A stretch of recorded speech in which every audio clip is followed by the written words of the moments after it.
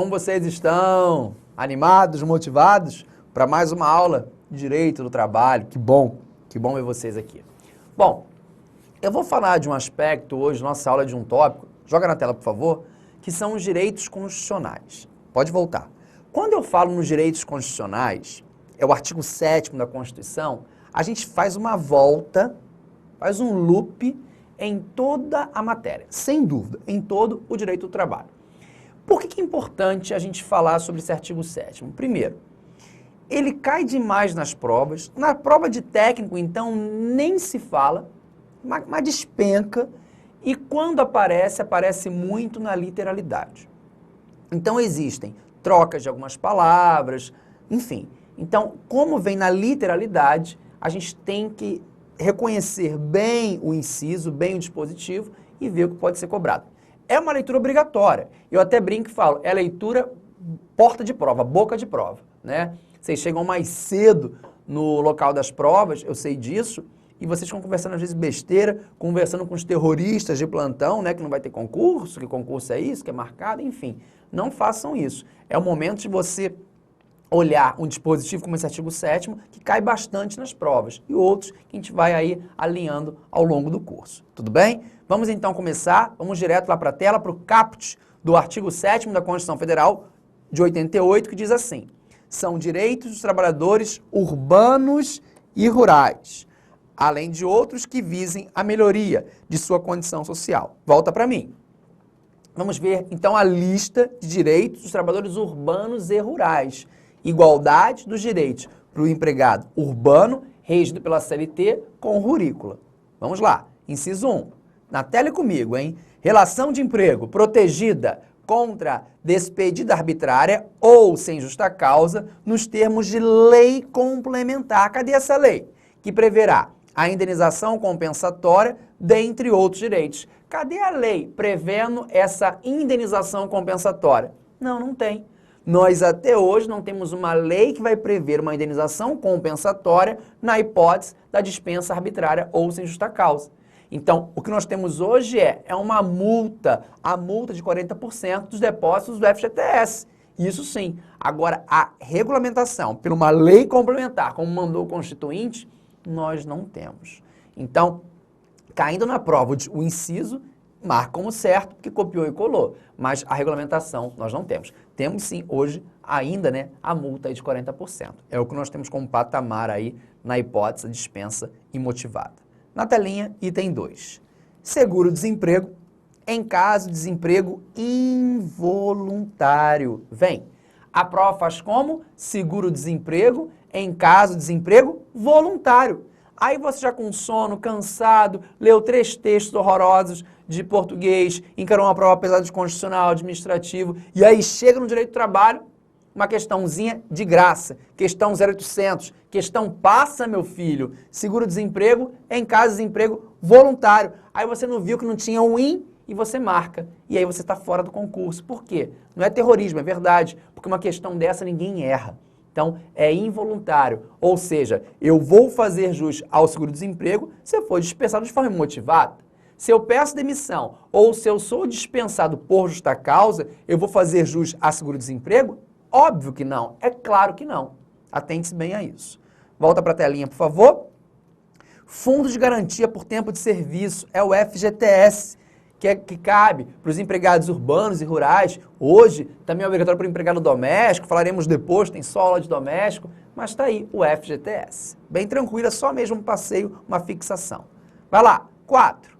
Salário mínimo fixado em lei. Que lei? Lei federal. Lei nacionalmente, né? Unificado, capaz de atender às suas necessidades vitais básicas e as de sua família, com moradia, alimentação, educação, saúde, lazer, vestuário, higiene, transporte e previdência social, com reajustes periódicos que lhe preservem o poder aquisitivo, sendo vedada sua vinculação para qualquer fim. Então, ó, salário mínimo fixado em lei. Do Iapoque ao Chuí, o salário mínimo é o mesmo. Não confunda isso com aqueles pisos estaduais, não tem nada a ver. Isso aqui é salário mínimo nacionalmente unificado. Do Iapoque ao Chuí, já falei, é o mesmo valor.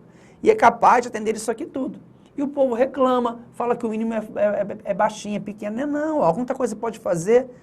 Guilherme, moradia, alimentação, educação, saúde, lazer, tanta coisa, né? Com o mínimo. E o pessoal reclama que é pouco. Na tela, piso salarial é piada, né? Proporcional à extensão e à complexidade do trabalho. Até aí, tranquilo, nada a se dizer. Irredutibilidade do salário, salvo disposto em convenção, acordo coletivo, isso aqui é um princípio. É aquele princípio, lembra? Princípio da irredutibilidade salarial. O princípio absoluto? Não é, ele é relativo, porque a própria Constituição vem e flexibiliza, salvo disposto em convenção ou acordo coletivo. Ou seja, por meio de convenção ou acordo coletivo, eu posso reduzir o salário do empregado. O que não pode é o empregador reduzir de forma unilateral o salário do empregado. Isso não. Atente-se a esses detalhes. Volte lá. Garantia de salário nunca inferior ao mínimo para os que percebem remuneração variável, ou seja, aquele comissionista puro, se eu recebo só a base de comissões, eu tenho assegurado pelo menos o salário mínimo, não esqueça disso. Esse mês vendi R$300, ganho R$300? Não, ganho o salário mínimo, o mínimo é assegurado. E é claro, a gente está falando aqui de quem trabalha no regime de tempo integral, na regra, né? Não é o parcial, é outro papo. Telinha, 13º salário, com base na remuneração integral ou no valor da aposentadoria. 13º salário, que já foi chamado de gratificação natalina, hoje tem status de direito social. Então não vão tirar o 10º, não viajam. Volte lá. Remuneração no trabalho noturno, superior à do diurno. Fomos programados para quê, meus amigos? Para trabalhar de manhã e dormir à noite. Então, se eu trabalho à noite, isso é, claro, prejudicial à minha saúde, ao meu convívio com a minha família, com a sociedade, isso é prejudicial, claro. Mas se eu trabalho no período noturno, eu vou fazer jus a um adicional por esse período noturno. E o adicional noturno ele vai ser superior ao do diurno. Renzete, manda. A Constituição Federal fixou adicional? Não. Quem vai fixar? Quem fixou o adicional noturno foi a CLT. Para os empregados urbanos foi a CLT. Para o rurícola tem a sua lei própria. Vamos conversar depois, fiquem tranquilos. Tudo sobre o adicional noturno lá na nossa aula de duração do trabalho, de jornada, como você preferir. Mas só para não ficar com a dúvida. Volta na telinha, por favor. Só para não ficar sem dormir, né? Esse adicional para o empregado urbano, ele é de 20%. E para o rural, para o rurícola, seja pecuária ou agricultura, o adicional é de 25%. Então, para o urbano, 20%, para o rural, 25%. Tá bom? Muito bem. Mais um na tela. Proteção ao salário na forma da lei, constituindo crime sua retenção dolosa. Tranquilo.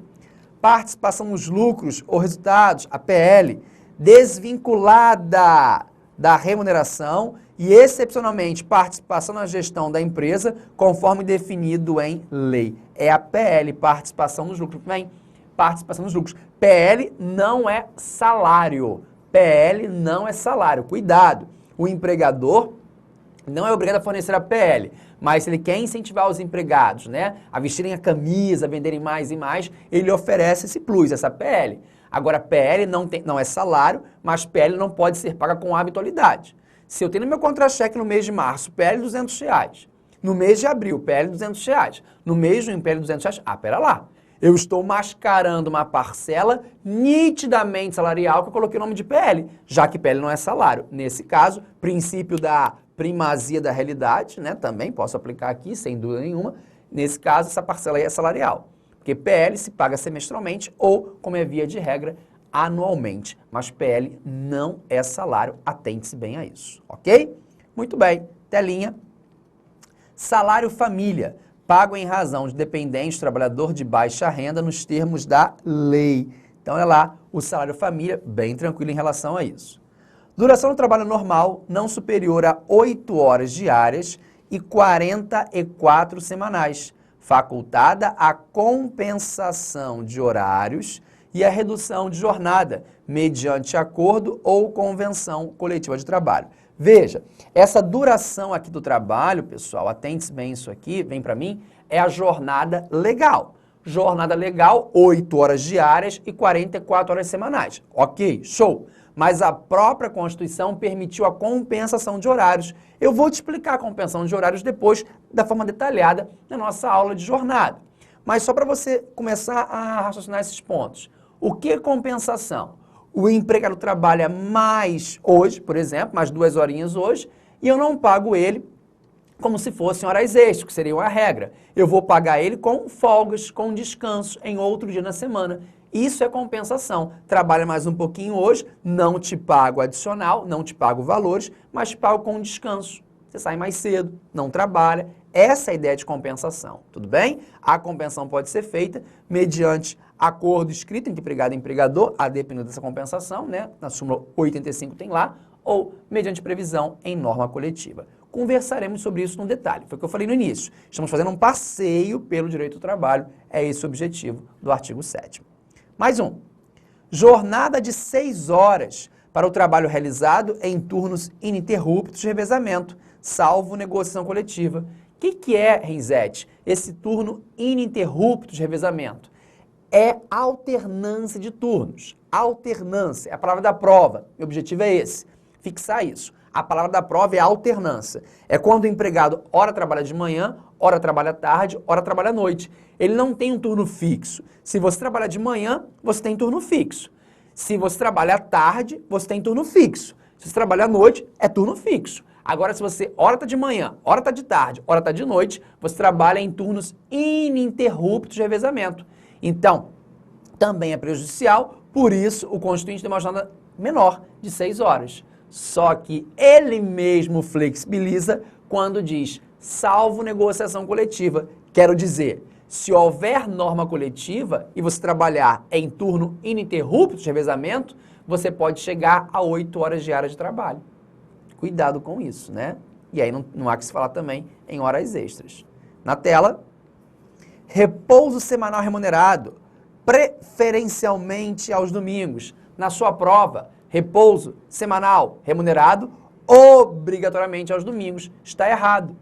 Não é obrigatoriamente, é preferencialmente. A ideia é que o repouso seja aos domingos. Mas se o repouso não acontecer nos domingos, que ele aconteça em outro dia da semana. Na tela, remuneração do serviço extraordinário superior no mínimo em 50% a do normal. O que é isso? É a hora extraordinária. Se eu trabalho além da hora normal, eu vou fazer jus a um adicional de no mínimo 50%. O que é hora extra? Hora normal acrescida de um adicional de no mínimo 50%. Se a minha hora normal vale R$10, se hoje eu trabalhar mais uma horinha aqui no Eu Vou Passar, eu vou receber pelo menos R$15 por essa hora.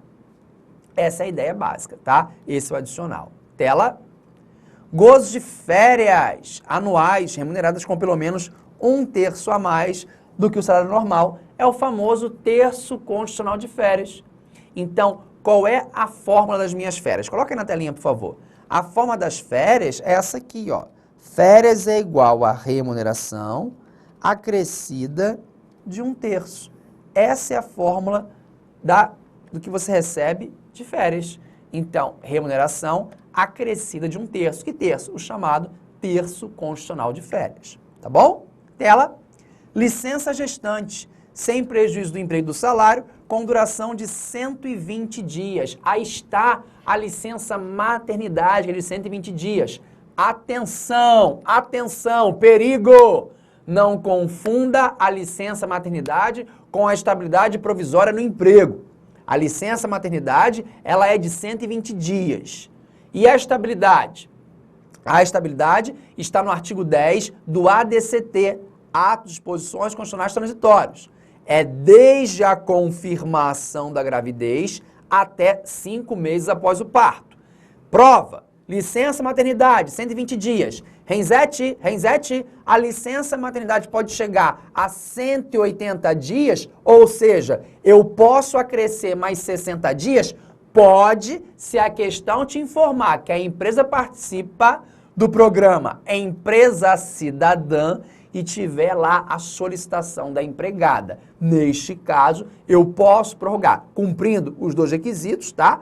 A licença por mais 60 dias, fechando 180. Mas se a prova não falar em empresa cidadã, em solicitação de empregado, em nada disso, você vai dizer que a licença maternidade, ela é de 120 dias. Não esquece disso. A estabilidade, a garantia provisória no emprego da gestante vai desde a confirmação da gravidez até 5 meses após o parto. Cuidado com esses detalhes. Tela. Licença paternidade nos temos fixados em lei. Que lei? Que lei? Não veio. Eu não tenho nenhuma lei que preveja ainda a licença paternidade. O que eu tenho é o artigo 10 do ADCT que diz que enquanto não vier uma lei, a licença paternidade será de 5 dias. Aquele papo de prorrogar por mais 15, chegar a 20 dias, é só se a empresa tiver o programa Empresa Cidadã. Cuidado, não é em todas as situações, em todas as empresas. Muita gente pensa isso, não. A regra é, licença paternidade é questão de prova, 5 dias. Prorroga por mais 15 se a empresa fizer parte do programa Empresa Cidadã. Detalhes que nem sempre aparecem em sua prova, não. Telinha. Proteção do mercado do trabalho da mulher mediante incentivos específicos nos termos da lei. Incentivos? Incentivos não faltam. A mulher tem um capítulo destinado à sua proteção na CLT.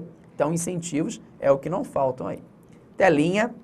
Aviso prévio proporcional ao tempo de serviço, sendo no mínimo de 30 dias nos termos da lei. Que lei? Agora eu tenho. Agora eu tenho a lei que trata, chegaremos lá, do 12.506, do aviso prévio proporcional ao tempo de serviço. Ou seja, a Constituição Federal, ela trata do aviso prévio mínimo 30 dias, mas em 2011 eu passei a ter a lei do aviso prévio proporcional. Para cada ano trabalhado, eu vou acrescer mais 3 dias. Então, veja, 30 todo mundo tem. Até um ano de casa, 30 dias. Para cada ano a mais, 3 dias, aí vai fazer o total do aviso prévio proporcional de 60, aí pega os 60 e soma com os 30 que todo mundo tem, e aí fecha o aviso prévio máximo de 90 dias. Atente-se bem a isso. Telinha. Redução dos riscos inerentes ao trabalho por meio de normas de saúde, higiene e segurança. Aqui tranquilo, né? Sempre aí voltado à proteção do empregado. Aí chegando na telinha, adicional, atenção aqui. Adicional de remuneração para atividades. Aqui é importante. Penosas, insalubres ou perigosas na forma da lei. Penosas, insalubres ou perigosas na forma da lei. Pessoal, se a prova copiar e colar são direitos dos empregados urbanos e rurais, adicional de remuneração para atividade penosa, insalubre ou perigosa. É o gabarito. Agora veja, a atividade penosa, você tem regulamentação? Não, não tem. Insalubridade eu sei. Farei jus ao adicional de 10%, 20% ou 40% do salário mínimo, se eu tenho contato com o risco. Não é isso? Não é isso? Com a gente? Falaremos sobre isso. Periculosidade, 30% do salário básico, você trabalha com explosivos, com inflamáveis. Agora, a atividade penosa, eu não tenho regulamentação. Eu não sei quanto é. Então, insalubridade e periculosidade, eles sempre exploram na prova. Agora, penosidade, não.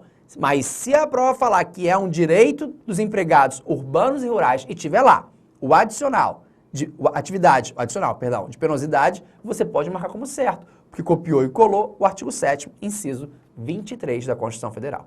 Beleza? Telinha. Aposentadoria, bem tranquilo aí, né? Direito social. Assistência gratuita aos filhos dependentes, desde o nascimento até 5 anos de idade. Ele vai brincar aqui com 6, é 5, em creches e pré-escolas. Reconhecimento das convenções e acordos coletivos de trabalho. Olha aí, convenção coletiva, acordo coletivo sendo reconhecido pela norma constitucional, né? Olha aí o poder dos sindicatos. Proteção em face da automação na forma da lei. Isso aqui é para quê? Para evitar a substituição drástica, né, do homem pela máquina, a robotização. Isso tem limite, isso tem que ser fixado em lei. Não é assim de qualquer jeito, substituir a qualquer preço a máquina pelo homem. Não. Tela. Seguro contra acidente de trabalho, o SAT, a cargo do empregador, sem excluir a indenização a que este está obrigada, quando incorrer em dolo ou culpa. Ação quanto aos créditos resultantes das relações de trabalho, com prazo prescricional de 5 anos, para trabalhadores urbanos e rurais até o limite de 2 anos após a extinção do contrato de trabalho. Venha, prazo prescricional 5 anos. Eu só posso reclamar os últimos 5 anos do meu contrato de trabalho. Mas cuidado com o prazo para eu ajuizar a reclamação trabalhista. Então, contados da extinção do meu contrato de trabalho, eu tenho prazo, vou para frente, ó, de 2 anos para ajuizar minha reclamação trabalhista, onde eu posso reclamar os últimos 5 anos. Não esquece isso. E esses 5 anos são contados da data do ajuizamento da ação e não da data da extinção do contrato, do ajuizamento. Deixa eu ver se eu entendi, Renzete. Se o meu contrato foi extinto em 10 de maio de 2010, isso, você tem até 10 de maio de 2012 para ajuizar a reclamação trabalhista. E aí reclama os últimos, 5 anos contados da data do ajuizamento. Telinha.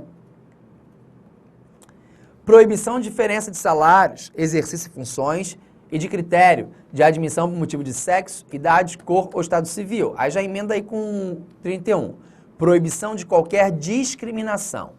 Já bastava esse. No tocante a salário e critérios de admissão do trabalhador portador de deficiência. Então aqui é para quê? Evitar qualquer prática, qualquer tipo de discriminação no meio da contratação, do contrato, pós-contrato, inclui tudo. Tela. Proibição de extinção entre o trabalho manual, técnico e intelectual ou entre profissionais respectivos. Não pode existir uma distinção. Se você preenche os requisitos de relação de emprego, você é empregado. Categorias diferenciadas é outro papo. Agora, distinções não podem existir entre esse trabalho manual, técnico, intelectual. Não, isso não existe. Próximo. Proibição de trabalho noturno, perigoso ou insalubre a menores de 18 anos. E de qualquer trabalho a menores de 16 anos, salvo como aprendiz a partir dos 14 anos. Vem que é importante. Eu adquiro a capacidade plena aqui no direito do trabalho com 18 anos. Então, com 18 anos de idade, eu tenho a capacidade plena. Por que plena? Porque eu posso trabalhar em período noturno, insalubre e perigoso. Agora, se perguntar, eu posso ser empregado a partir de qual idade? Não é para titubear, para responder. 16 anos. Então, com 16 anos de idade, eu posso ser empregado. Ok.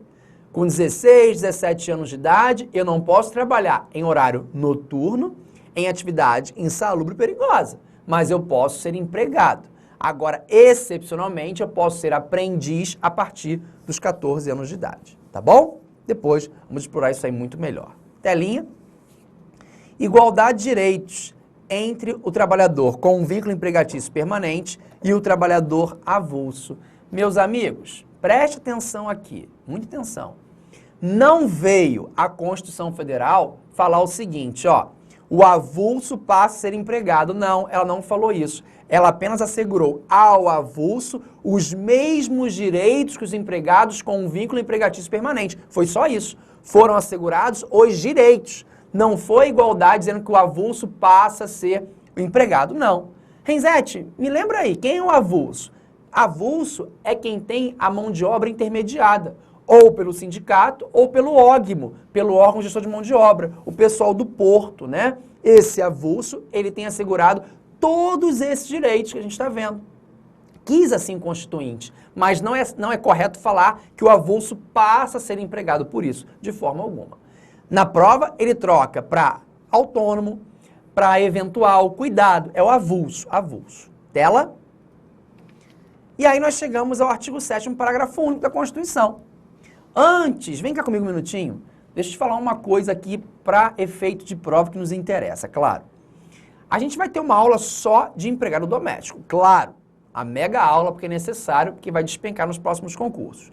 Entenda uma coisa, quando veio a Constituição Federal de 88, ela veio no caput, você já viu, dizendo o seguinte, são direitos dos trabalhadores urbanos e rurais, além de outros que visem a melhoria de sua condição social. Tá, e trouxe lá 34 incisos, 34 direitos. Tá, quase 34, né? Porque aqui, na verdade 34 só fala da igualdade, né? 30 e tantos aí direitos, vamos dizer assim. Pois bem, de todos esses direitos, com o advento da Constituição, chegando no parágrafo único, alguém falou, vamos pagar mico. Não lembramos do doméstico. Então, inclui os direitinhos para o doméstico aí foram assegurados alguns direitos. Ao ponto que doméstico nem jornada de trabalho tinha. Podia trabalhar na sua casa 5 horas ou 20, 30 horas. 30 horas diárias não dá, né? Mas tem gente que exige quase isso. 24 horas diárias sem dormir. Poderia, né? Em tese sim, mas você não ia fazer isso. Claro que você ia perder seu empregado doméstico. Esse trabalho escravo, na verdade. Então, eram assegurados pouquíssimos direitos. Aí, em 2013, surge a emenda constitucional, número 72 de 2013, apelidada aí de PEC das domésticas, e ampliou em muitos esses direitos. Renzete, eu posso falar que a PEC das domésticas totalizou os direitos dos urbanos e rurais para o doméstico? Errado, errado. A PEC ampliou os direitos, ela não igualou. Existem alguns direitos que o empregado doméstico ainda não tem segurado. No meu livro, você tem a divisão do que se aplicou, do que não se aplicou, tudo bonitinho, porque é assim que cai em prova. Então, atente-se bem a isso, tá bom? Cuidado. Então, eu não vou agora, de forma alguma, explorar o artigo 7º, parágrafo único, ele está na aula de doméstico.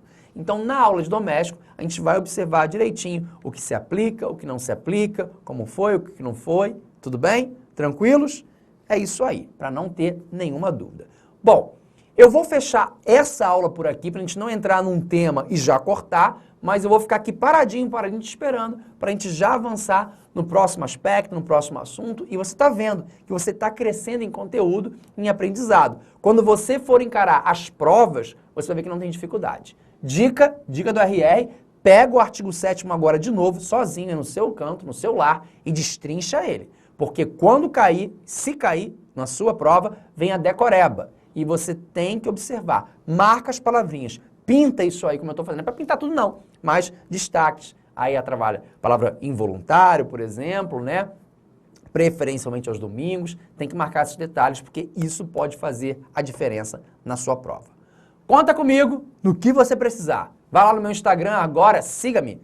Siga-me, @profrenzete. Vou fazer um periscópio também, daqui a pouquinho, com uma super dica para vocês. Bons estudos, para o alto, sempre avante. Vale lembrar, trabalho não dá trabalho. Tchau!